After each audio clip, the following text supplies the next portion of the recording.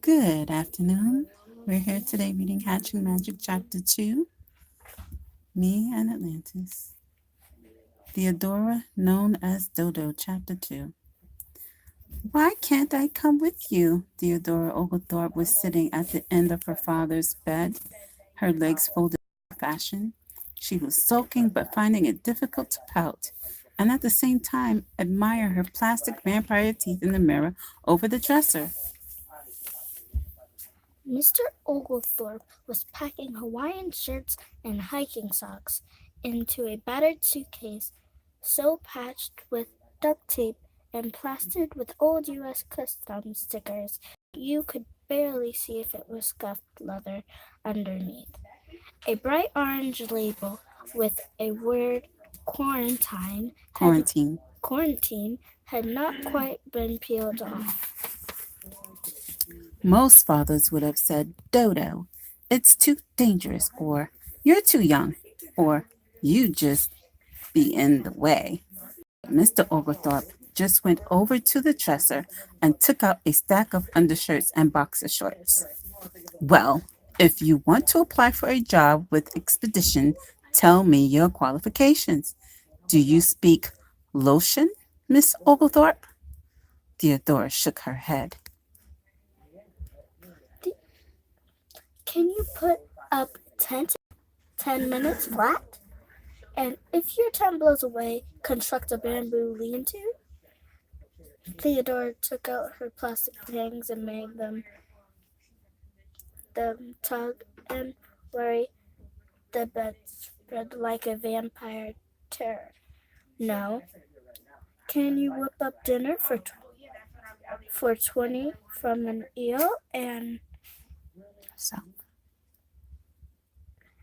and half a kilo of rice? If you have to catch the eel yourself. Theodora felt her face turn red. No, but I could make plaster casts of footprints like you taught me last summer and help you check the mist nets and pack up the specimens. Andy Oglethorpe sat down on the bed beside his daughter. He was tall and long limbed. He had played baseball in college. And he took the vampire teeth from her and set them on the dresser without having to get up.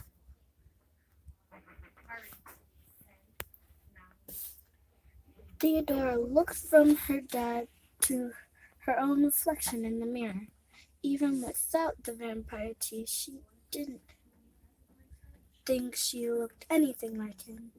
When she was a toddler, Theodora had her dad's sandy hair, but as she grew older, her hair gotten darker, so that now all the Oglethorpe great aunts said, My, didn't she have the greenwood coloring from her mother's side of the family, which was the Oglethorpe great auntie's way of of saying she had her mom's dark hair and brown eyes without being pretty like her mom at all. Theodora frowned Consciously. unconsciously at and pushed her thick wavy hair from the back of her face. You see, it's like this, he said, taking her hands in his. There's hardly any money for this expedition, so everyone who comes has to be able to do at least 9 or 10 useful things. Fix a broken Jeep axle, operate a shortwave radio, treat snakebite, play poker. You're incredibly handy, Dodo, but you really only know about 8 useful things. Theodora could feel the last protest welling up. Finally, Exasperated. exasperated, it's not fair, but she made herself swallow the words. You were allowed to. You weren't allowed. You were allowed to So, sulk in the Oglethorpe household and even to raise your voice. But under no circumstances Were you were allowed to whine. Madeline Silver Silverfern gets to go with her dad, she muttered. As soon as the words were out of her mouth, Mr. Oglethorpe's face got a stubborn, shut down look to it. He dropped her hands and stood up. Well, we both know who her dad is, don't we? Go bother Miko and let me finish packing.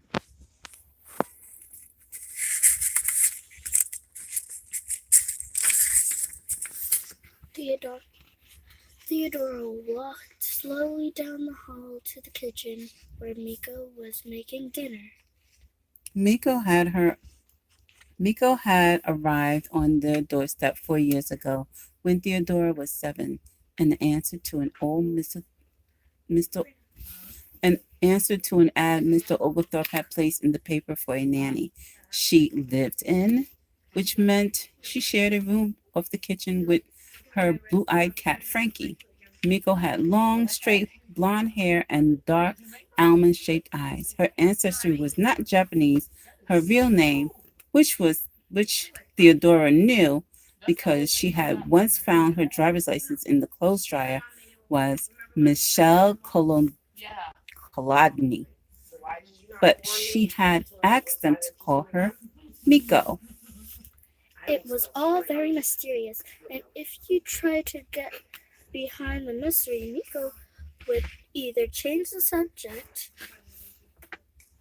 or offer some version of her past that could not possibly be true. She hadn't really dropped out of high school to sail on the freighter to Shanghai, had she?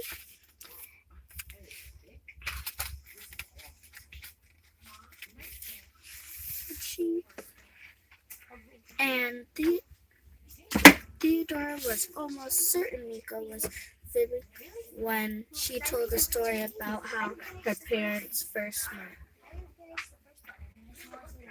That her mom was curious, a circus acrobat who had fallen from the trapeze, and her dad was a doctor who was bending over when she woke up from her coma. But then the Oglethorpe household could do a mean backflip. Oh, my turn, sorry. Once her friend Val had asked Theodora if she thought her dad and Miko might fall in love and get married, and Theodora had thought about it for a long minute and said no, mostly because she couldn't picture Miko drinking coffee in an ancient green Chanel bathrobe instead of drinking tea in a kimono with origami cranes all over it. Can we pause for just a minute?